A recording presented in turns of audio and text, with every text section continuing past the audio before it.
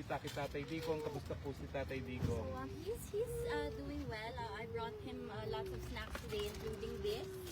He likes cheese, so I brought him, it was like a pancake or a cookie, and then the same, this one, the Doritos, and what was the other one?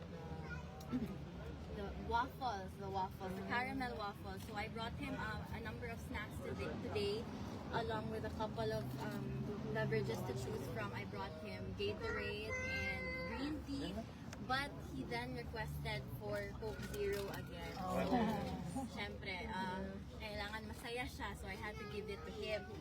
Pero I told him na it should be his last can for the day because he already had it for brunch. So, we came to an agreement, sige, last na to today. Bukas na naman. When I first arrived, I gave him a brief summary lang of the current events right now, and then we quickly shifted to family matters. And then as we were talking about family matters, the medical officer came in. She was just asking a few questions about my father's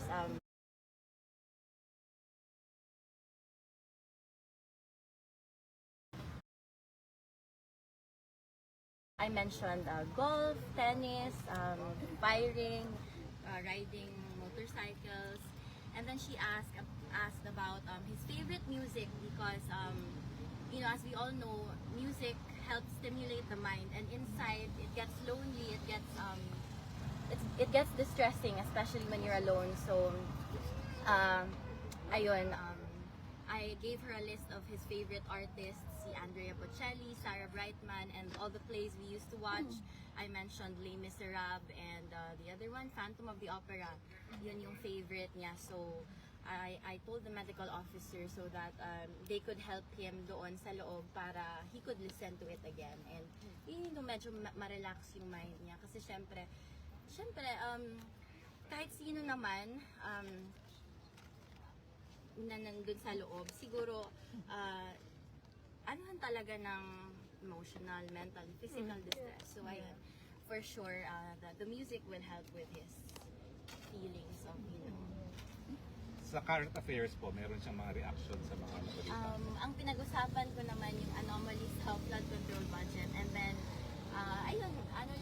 tumawa lang siya, tinanong, he asked if was this the problem nung president. Ako sabi ko, hindi.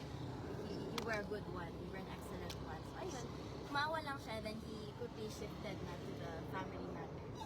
He was looking for my mother again, and kasi akala niya, he thought that I'm alone here, but I said, no, my mother's just waiting there because you know the situation already.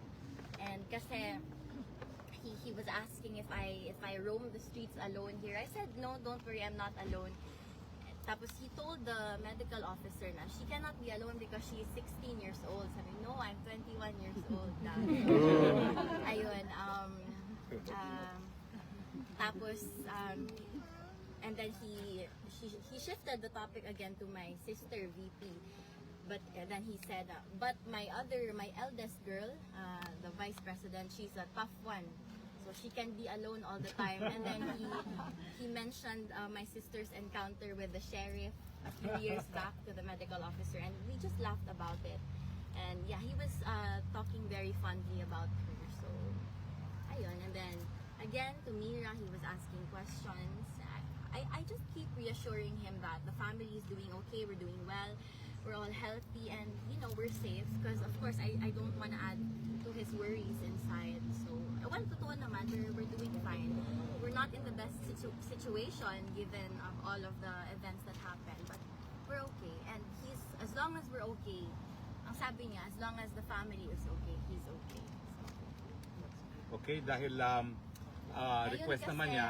hindi na ako nakapaghilamos. Yeah. Okay, no problem. Still I was beautiful. feeling under the weather when I woke up. So I woke up exactly 30 minutes before the visit. 1:30 yung visit. I woke up 1. So I just grabbed my bag, put on the coat, and then I had to leave na. So Can So, one question. Really, Can we reserve na lang for Monday, ha? Yes, we will reserve for Monday. Yung mga first timers lang, pwede ba? Para sa'yo